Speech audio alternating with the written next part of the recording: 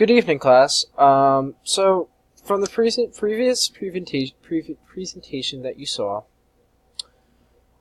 there was not much information about the machine gun or chemical warfare. So for this whiteboard, I'm going to be showing you guys how the machine gun and chemical warfare probably were used during the First World War. So first thing we see here is a trench. So during the First World War, trenches were used to dig into the ground and provide cover and basically to hold long positions for a long period of time. This would become known as trench warfare. So in this example here, we have a factitious battle that's going on between the United States military against the German military at the time. So as you can see, we have a number of people inside this trench. So all these guys are holding basic rifles, carbines, the normal weaponry. But this guy in the middle, he's the most important. He is the machine gunner. So when it comes down to the machine gunner, he is holding, basically his job is a stationary job where he sits in the trench with this big giant gun that can fire about 500 rounds per minute. So when it comes to terms of a machine gun, they're not used for offensive purposes.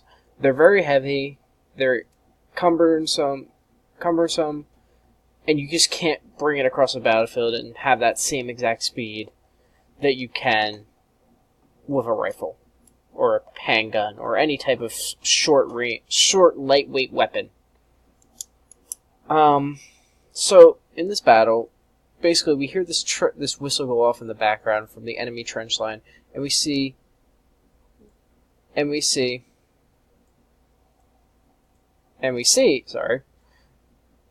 people, this horde of people coming from this direction, as hundreds and thousands of people pour over the trenches. Sorry, thousands of people pour from these trenches and rush this position. Well, luckily for the defenders in this case, they have a machine gun. This machine gun is capable of mowing them down, and it just makes it a great weapon for defense, but it's an ugly weapon with the fact that it can mow hundreds of people down in a moment of a blink of an eye. So when it comes down to this defense, we're going to say that a minute or two has gone by.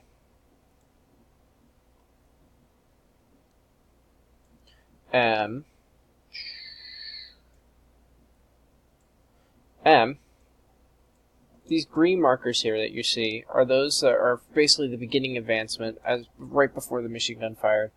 They either made it up to here and got shot and got stuck in the barbed wire. Some guy somehow got across, but he got killed. Some people are dead. There's dead dotted around,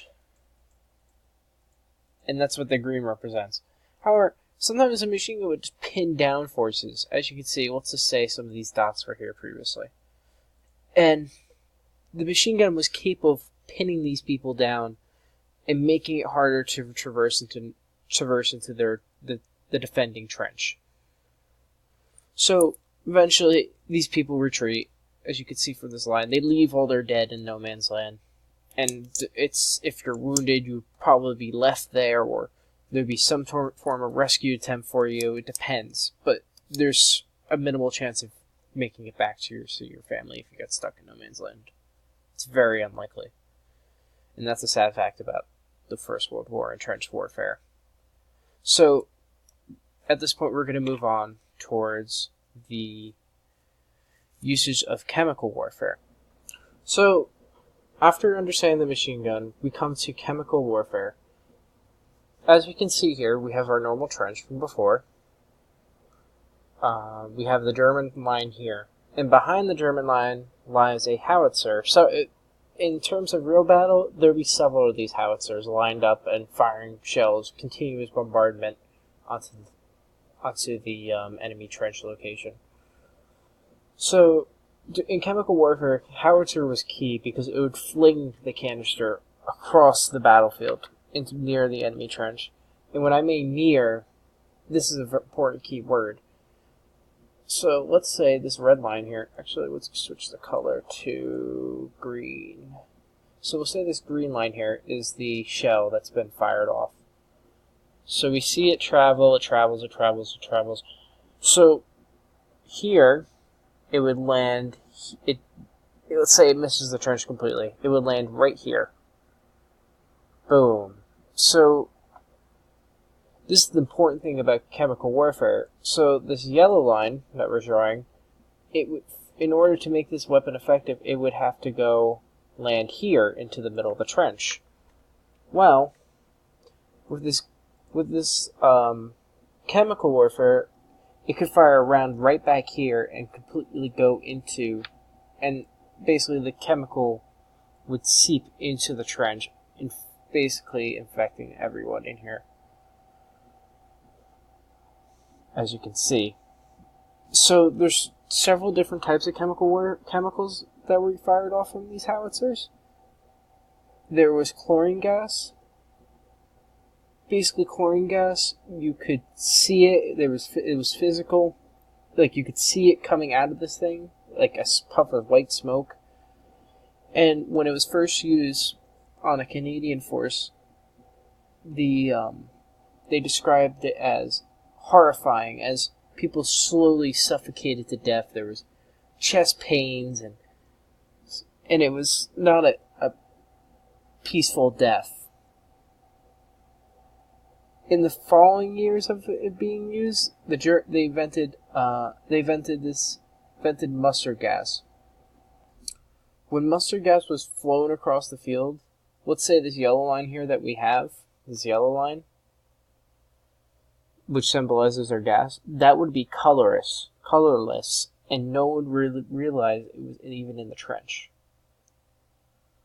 What would occur was that it would take 12 hours to take effect on the soldiers, and they would basically have respiratory problems, extreme blistering,